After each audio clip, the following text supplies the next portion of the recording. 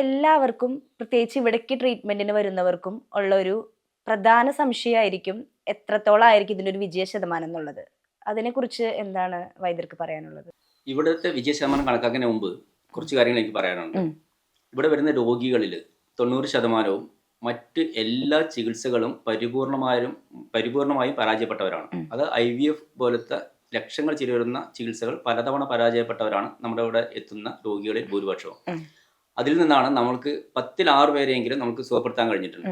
ഈ 10-6 പേരെന്ന് പറഞ്ഞിട്ടുണ്ടെങ്കിൽ എല്ലാ വൈദ്യശാസ്ത്രങ്ങൾക്കും അടിയറവ് പറഞ്ഞിട്ടുള്ള അവിടെ നിന്ന് നമ്മൾ ആദ്യം ഒന്നിൽ നിന്ന് തുടങ്ങുകയാണ്. അതായത് മറ്റു വൈദ്യശാസ്ത്രം എവിടെ അവസാനിപ്പിച്ചോ അവിടെ നിന്ന് തുടങ്ങിയിട്ടാണ് നമ്മൾ ഈ 10-6 പേർക്ക് സക്സസ് ആക്കുന്നത്.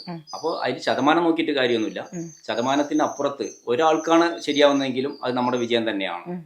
അതുപോലെ തന്നെ പല രോഗികളും നമ്മളോട് ഫോൺ ചെയ്ത് ചോദിക്കും, സാറേ അവിടെ വന്നിട്ടുണ്ടെങ്കിൽ എത്ര ശതമാനം ശരിയായി തരും എന്ന് ചോദിക്കാറുണ്ട്. ഞാൻ ശതമാനത്തിന്റെ കാര്യമാണ് നിങ്ങളൊരു ചികിത്സയ്ക്ക് വരണ്ട.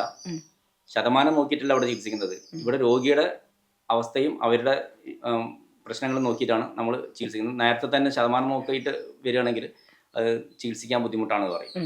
കാരണം ഇവിടെ ശതമാനം നോക്കേണ്ട ആവശ്യമില്ല. കാരണം സാമ്പത്തിക പ്രശ്നങ്ങൾ വരുന്നില്ല, ശാരീരികമായ പ്രശ്നങ്ങൾ വരുന്നില്ല. അവർക്ക് ആർക്ക് വേണമെങ്കിൽ എത്ര പാവപ്പെട്ടവനും ചികിത്സ മുന്നോട്ട് കൊണ്ടുപോകാൻ പറ്റുന്ന അത്രയും ചെലവ് കുറഞ്ഞ ചികിത്സയാണ്. പിന്നെ അവിടെ ശതമാനത്തിന്റെ അല്ല, അവർക്ക് റിസൾട്ട് ഉണ്ടാവണമെങ്കിൽ നമ്മൾ പറയുന്ന രീതിയിൽ മരുന്ന് കഴിക്കുക എന്നുള്ള രീതിയാണ്. എങ്ങനെയും ചോദിച്ച സ്ഥിതിക്ക് പറയുന്നു 10-6 പേർക്ക് നമുക്ക് സക്സസ് ആക്കാൻ പറ്റുന്നുണ്ട്.